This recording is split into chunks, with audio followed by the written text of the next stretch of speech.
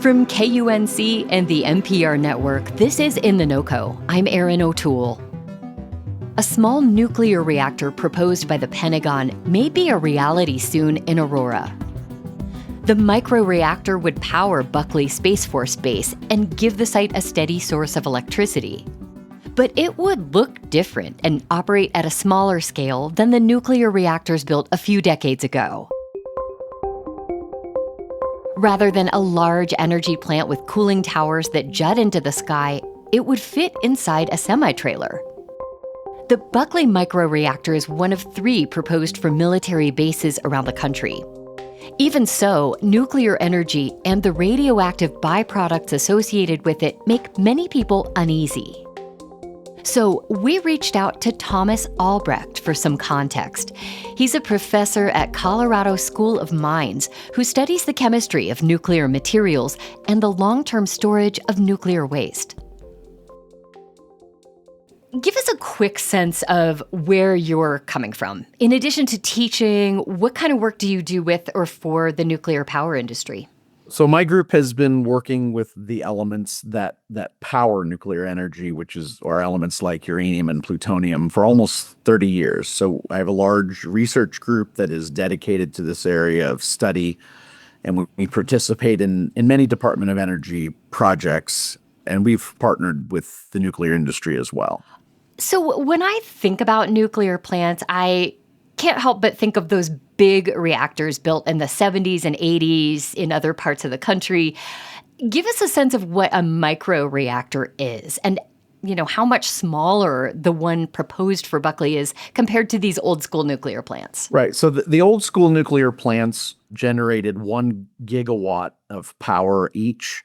And to generate that much energy, you either need to be on a big river or an ocean or a gulf or something like that for cooling water. So the new reactors, at least these microreactors, they're 1,000 times smaller. Actually, the one that is proposed to go into Buckley is a 1 megawatt reactor. It actually has no cooling water whatsoever. It uses high temperature gases to cool it. And this particular configuration, as well as most microreactor configurations, are designed to fit into a single cargo carrier that you could put on a ship or on a semi, or even for remote mining operations, you could fly them in with a helicopter. Wow. And so they're truly small. Okay. And can you help me picture how much 1 megawatt of energy is enough to power? So 1 megawatt, probably that could power 100 homes, approximately. Gotcha. About how many microreactors are there in the U.S.?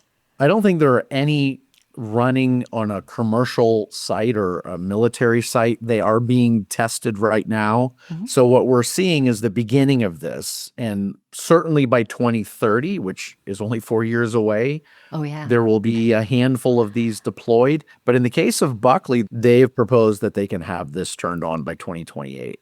Wow, just 2 years. Less than 2 years away. Wow. Yes, this will be fast. Of course, nuclear power brings to mind uranium, which is radioactive and a health hazard.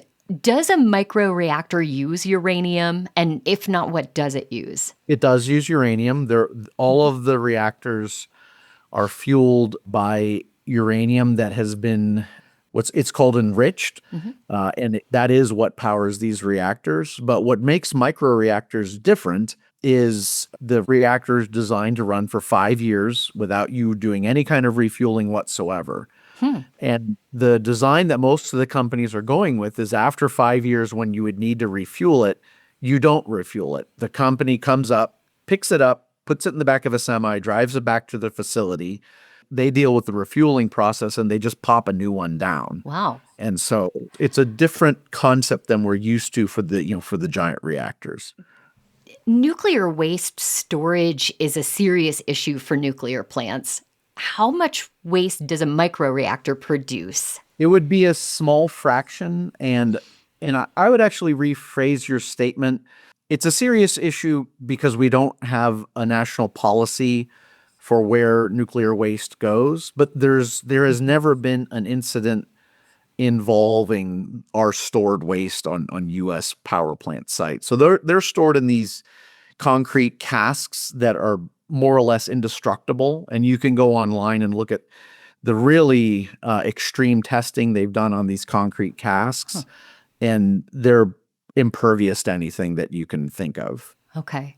I mean, still using nuclear fission to create energy requires a lot of safety precautions. It does. What do you say to a skeptic who says a microreactor is just a tiny 3 Mile island?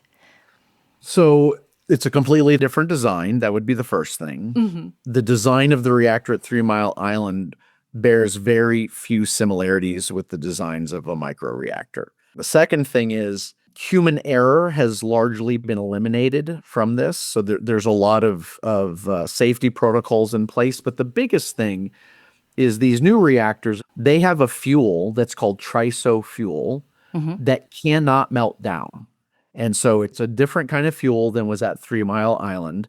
It, in some fantasy world where every single safety precaution has failed, this fuel will just sit there and do nothing. And triso fuel is really well established. It's a really remarkable fuel that can withstand a complete failure of the reactor without the fuel itself failing. Interesting. Well, nuclear energy seems to have some supporters on both sides of the aisle these days. Conservatives often support energy companies, but why are some progressives in favor of more nuclear energy? The greenhouse gas footprint for nuclear power is pretty close to zero. The greenhouse emissions almost exclusively come from the mining process. After that, there's very little greenhouse gases. And so you get a titanic amount of energy from a small amount of fuel without making a ton of carbon dioxide. And so that's why you see support on both sides of the aisle. Microreactors are often proposed for remote locations, maybe a mining operation that's well off the electrical grid. How concerned should Aurora residents be about one located next to their city?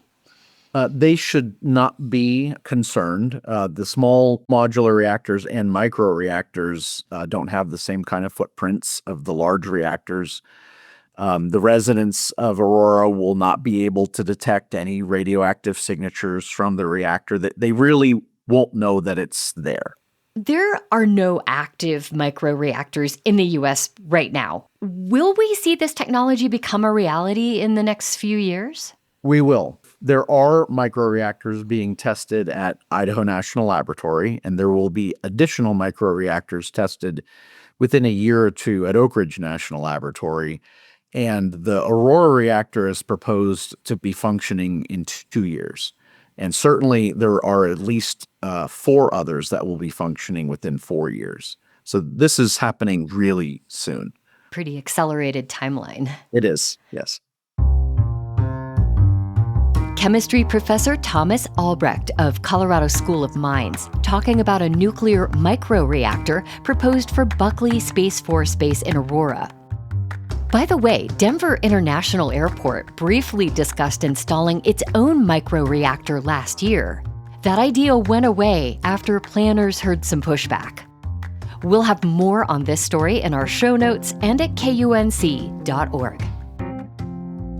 That's it today for In The NoCo. I'm Erin O'Toole. Thanks so much for listening.